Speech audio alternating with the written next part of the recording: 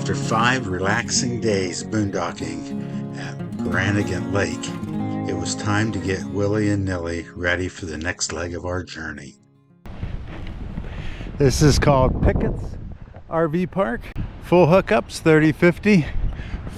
Laundry, Wi-Fi, cable TV, propane, and dump station. We plugged into shore power, topped off the fresh water, emptied the gray and black tanks, and got everything reset, including the Blue Eddy for our backup battery bank. And by morning, we were fully recharged and ready to head toward one of Nevada's most mysterious roads, the Extraterrestrial Highway. If you've been following along, this is the 4th video in our boondocking series. Each stop has helped us better understand how to get the most out of our new lithium batteries. Over the years, we found some pretty cool places to boondock, and we've determined that we want to keep on doing this, as long as the good Lord says we can. Extraterrestrial Highway. You can barely make it out. The camera just flashed. Too many people have put stickers on it.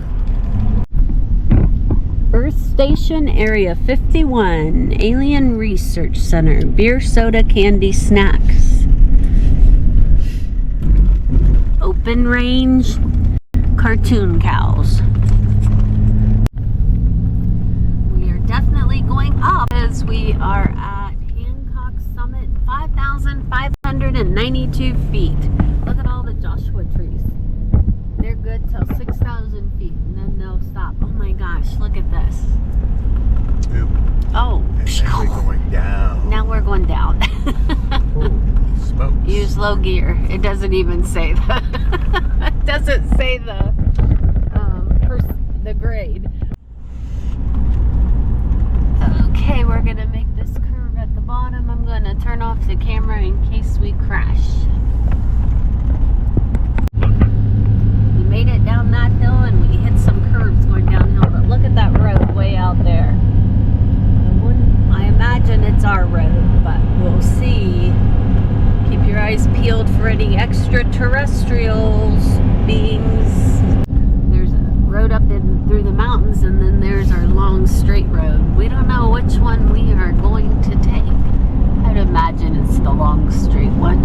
I hope. That one looks like it goes right up in there.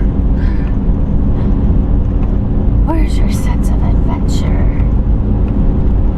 Wow, so pretty. Who thought Nevada was this pretty? Wow. Rachel. Oh, Rachel, 20 miles. Okay. We're still on the Extraterrestrial Highway and the Joshua trees just stopped. We believe we're going up, so maybe but it doesn't feel like we're at 6,000 feet yet. Coyote Summit, 5,591 feet. And the dirt is getting a little red color. There's the red mountain over there. There's some nice BLM camping.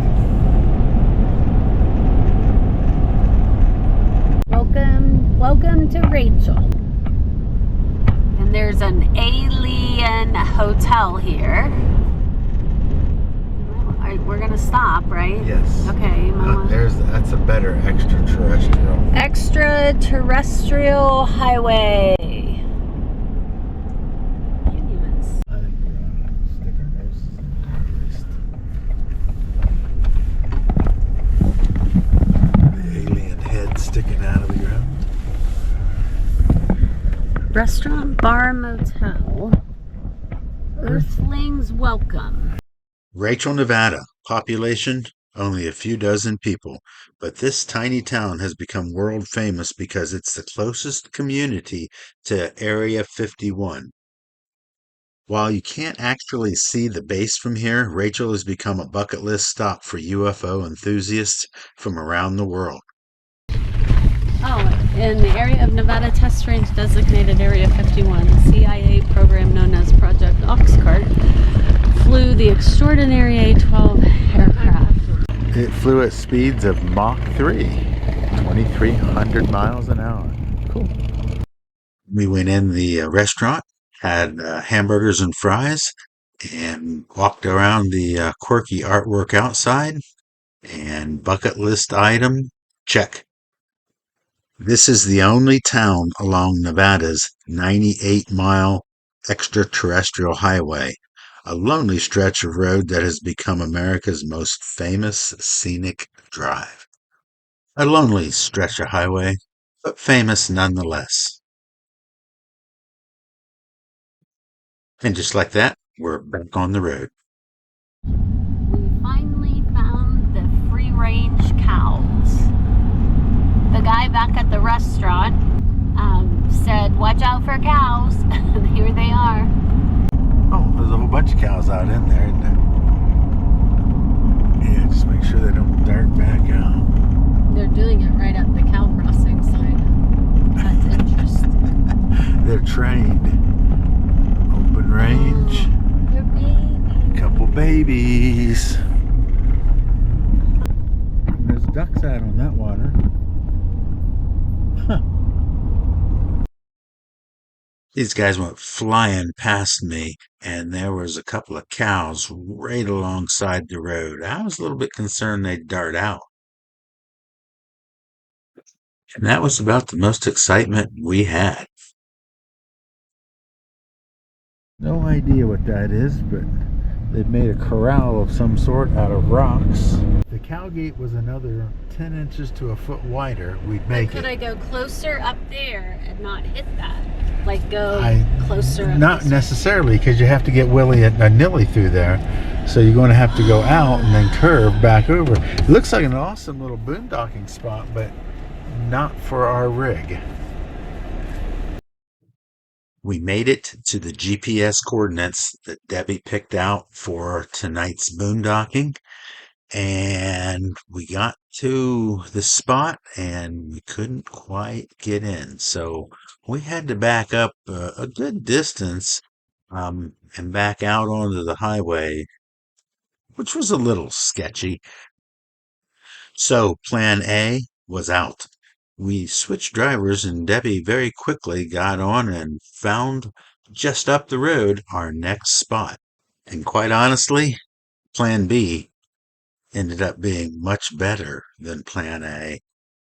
After making sure that everything looked good and would work, we went back to the parking lot and grabbed Willie and Nilly and brought them around to this spot. All right, so we've found our boondocking spot for the night. We are at a rest area, but we are actually not in the rest area. Here, it's or on BLM ground. Actually, I think it's a wildlife management area, but boondocking is allowed. There are times when I'm thinking that somebody from up above is looking out for us. So happy that first spot just didn't work out. Plan B? Well, I like it.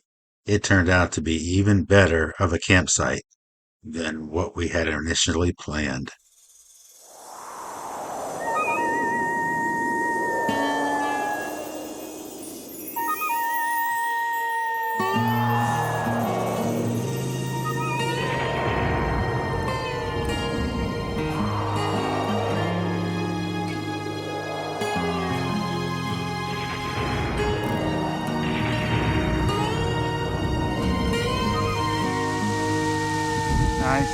Nice.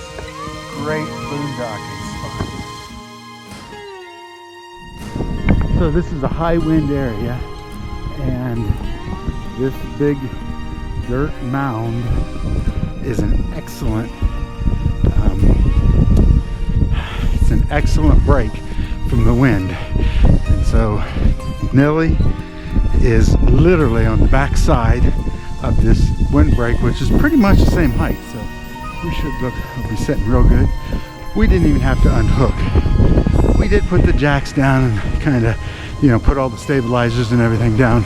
But for the most part, well, it's completely hooked up, so sweet.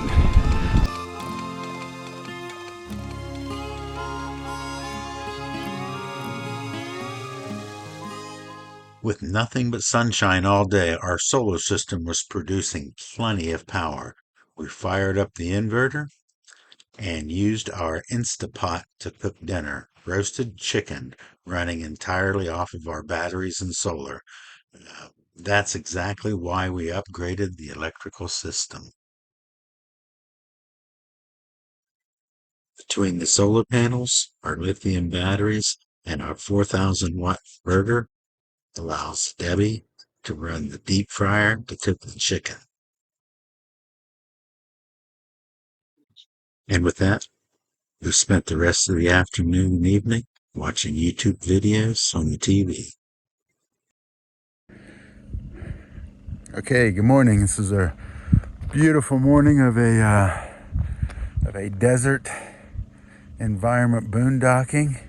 Super quiet last night. Starlink worked perfect, and we're getting up this morning, getting ready to continue.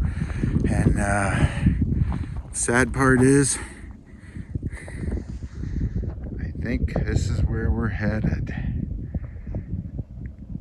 And if you can see the snow-capped mountains there, but that's kind of the direction that we're headed. And I don't know, we might have to rethink. It's about 40 degrees this morning here, and a little bit colder than I like. It's good sleeping weather though. Won't be much solar today, although there's a slight break in the clouds there. And because we've had such low temperatures, the tires were all low. And I know it's never good to reset your tires when it's like 35, 38 degrees. However, having said that, we had the tire alarms going off in the truck this morning. So it's dangerous to set your tire pressures when it's cold, so I'm setting them all up but low. I'm getting them well above the alarm rate, but we'll have to keep an eye on it, and if I put too much in, then we'll have to go back later and let some out. We'll have to monitor it today, but yeah, kind of sucks. Step one.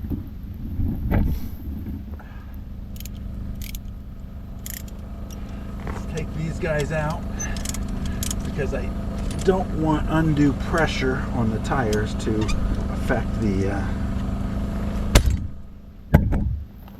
our air input. The TPMS off.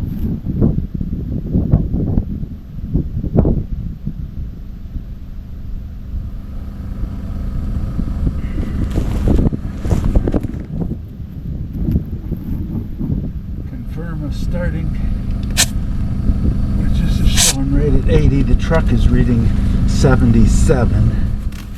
So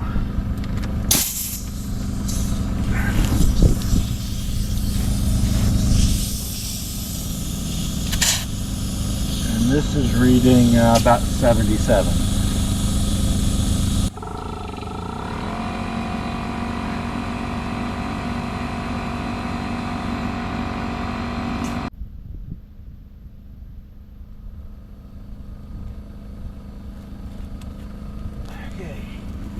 Tire number 2, TPMS off. Alright, put this one back on.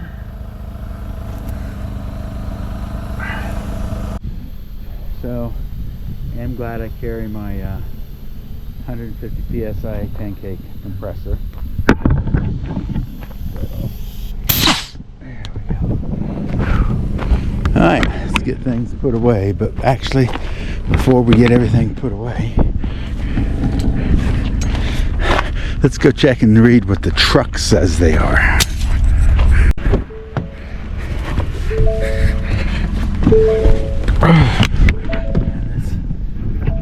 Alright, let's see what they say. So, 83 for the front left. Hopefully that's picking up. 82 for the front right.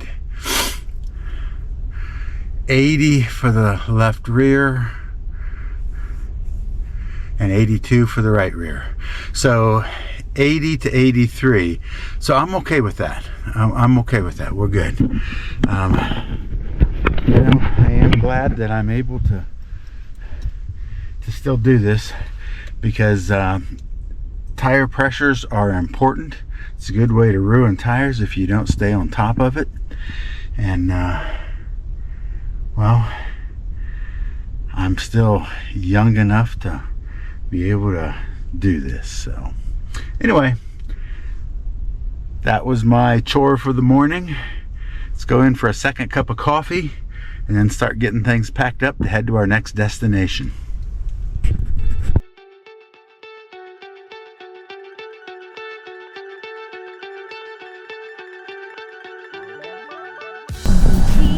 For Tonopah.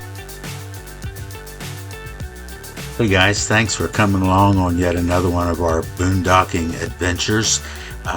This was one of those cases where Plan B was much better than Plan A, and everything worked out perfectly. So they farmed borax out in this area. And I want to thank everybody for watching today's video and all of our videos. Make sure that you like this video, and if you're not, please subscribe to the channel. Share this video out with your friends. It'll help us get a few more subscribers. Maybe change YouTube's algorithm just a little bit.